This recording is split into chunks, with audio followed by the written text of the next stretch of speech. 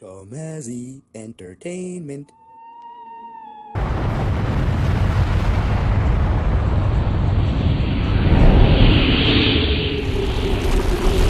Hello everybody, and welcome to my review of Friday the 13th Part 3.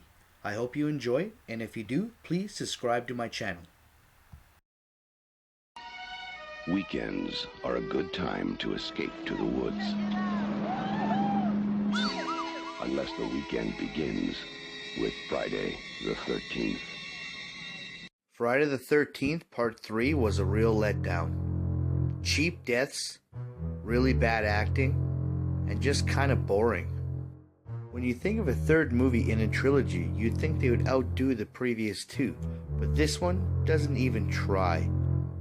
It does hit all the right notes. You have Jason running around in a mask, killing people at a camp with weapons, but it feels like a slow burn compared to the other ones, and also, it's less gory. There's a lot less scare moments in this. He just directly walks up to people in plain sight and fights them. There were a few actors that stood out better than others, like the kid who basically played tricks on people wearing the masks. He was good. Every time you saw him on the screen, you're entertained. And the three bikers I thought were pretty cool. Like, their subplot was better than the actual Friday the 13th itself, to be honest. When I was holding the Friday the 13th box, it had a 3D effect to it, really shiny and cool. And I also noticed that it's in 3D. So decided to open her up and check her out, and there were the 3D glasses. I was like, oh yeah, here we go. And you'd think I'd be like,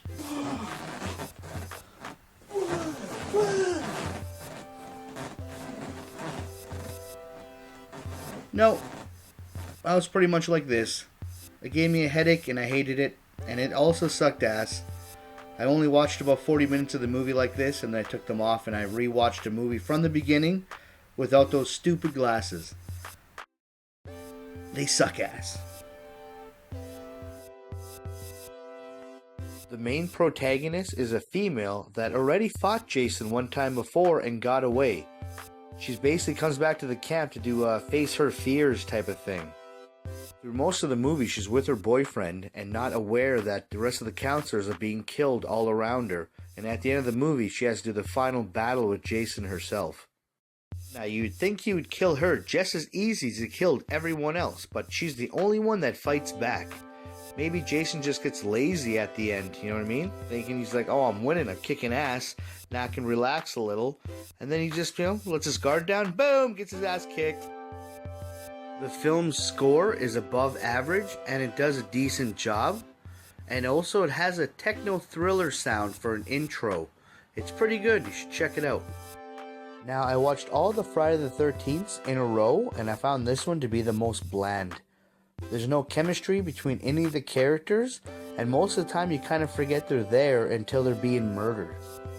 And what's with the ending? It felt very forced and tacked on. It's like they just ran out of money and they had to end it. And Jason laying there at the end? What happened to the shock endings of the last movies? 5 out of 10. Was not a fan of this movie. But let's be realistic. There are worse Friday the 13th out there. Fucking Jason went to space, for Christ's sakes. Oh!